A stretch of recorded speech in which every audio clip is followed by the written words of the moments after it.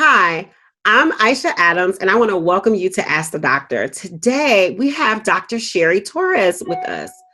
Dr. Torres is the author of Conversations Worth Having, which is an amazing book. Today, our question for you, Dr. Torres, is with virtual school and work, families are spending more time together than ever. What communication strategies do you have for families trying to work and learn in close quarters? So I think it's a great question, and I'm going to try to give you a pretty concise answer and an example just in the next few minutes. Working at home, going to school at home, is stressful. It means that we are primed to react 24/7 because of the current situation. And when we are physically primed to react instead of thinking about how we're going to communicate, it usually doesn't go so well. And stress keeps us in that place. And if you know that biologically, neurophysiologically, whenever we are highly stressed, our ability to have empathy for other people, our access to higher order thinking, critical thinking, and just the ability to be creative in our communication shrinks down to what might fit on a little 3x5 Post-it note. So the idea is that if we recognize that we are 24/7 in a stressed place because of all of the influences of COVID, being at home, working on top of each other, to make sure you pause before responding to other people so that you can actually choose your response instead of just react. And we have a technique that we teach. It's called tuning in. And the technique is to pause, breathe, and if you take 2 or 3 deep breaths, just the act of breathing opens up your nervous system. It expands your field of vision, and it begins to shift that hyper reactive mindset. And then get curious. Ask yourself a few questions like, what just happened for me? Or what am I assuming? What was I expecting versus what I got? Or what do I really want to have happen here? What's the conversation I want to be in? Let me just give you a quick example. So imagine a mom working at home, responsible for everything, her job, taking care of the house, cooking, and being the teacher's aide while her kids are in school. Her partner's an essential worker, so he's gone most of the day, and maybe he even works 2 shifts, or she works 2 shifts.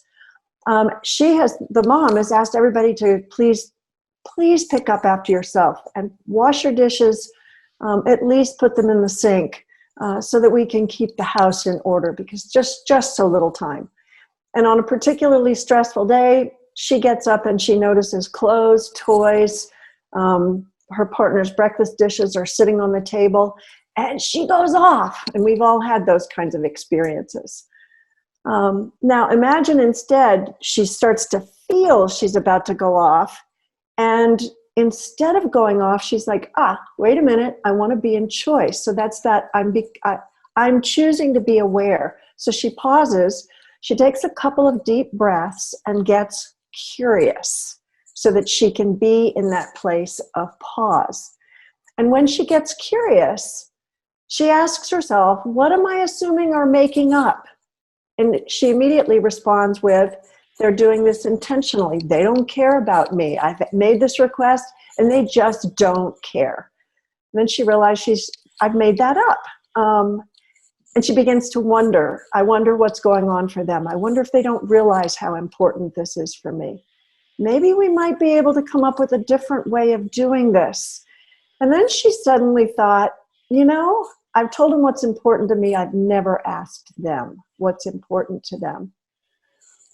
So when she's in that place of pause, breathe, and get curious, she can now choose how to respond. And then we recommend 2 simple practices for responding. The first one is to ask generative questions. And generative questions change the way people think. You saw how when she asked herself generative questions, it changed how she was thinking. So if she asks other people generative questions, it can begin to change the way they think. The other practice is positive framing. And positive framing is simply, instead of talking about what you don't want, you talk about what you do want. And so she thought about that and she decided,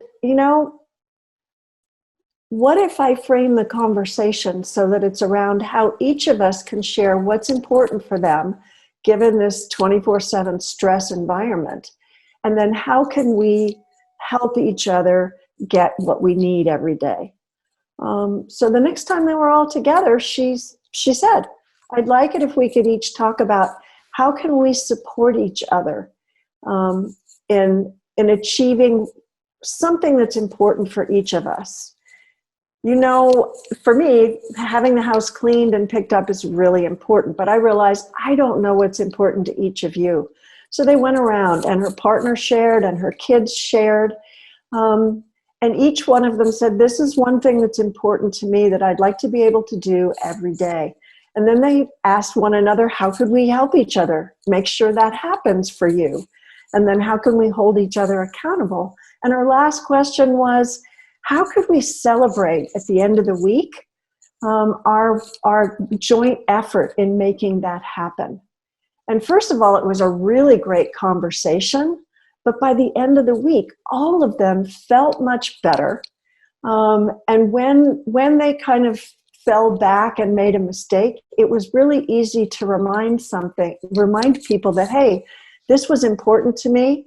And her kids could say, I'm sorry, yep, I'll pick it up right away, because she was helping them achieve something that was important for them. So the three key things to take away from this are to really become aware and be at a choice point when you communicate. Remember, everything we do is conversation in our own heads, with ourselves, or with other people.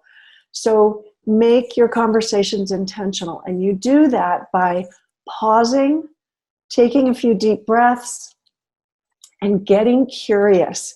That puts you in the driver's seat where you can choose how to react instead of, or choose how to respond instead of just reacting. And there's you'll feel it in your body. You'll feel a change in your whole nervous system when you do that. You grow calmer and you suddenly are aware, I can choose how to respond. And then ask generative questions and create a positive frame. And a generative question makes the invisible visible. Like, what are we assuming? Questions that help do that might be like, what are we assuming here? Or what were you expecting? What's going on for you? Those are helping to surface things that you can't see about other people or even yourself sometimes. They also create shared understanding. For instance, how do you see it? Or what's important for you in this situation? What do you want to have happen right now? Those would be helping to create shared understanding. You can also generate new knowledge. Like, I wonder how other couples are managing this during COVID, or how are other families dealing with this? What would a win-win solution look like? That would generate new knowledge. And then the final outcome that a generative question produces is inspiring possibilities, new ways for moving forward together. How might we accomplish this? What ideas do you have to resolve this? What if? So again, tune in by pause, breathe, and get curious, and then use generative questions and a positive frame to have conversations worth having with your family. Thank you so much for being here with us. Such great advice. I'm so excited about trying this and seeing if I can feel different in my body when I really want to yell instead. Thank you so much for joining us on Ask the Doctor, and we'll see you next time. Thank you so much.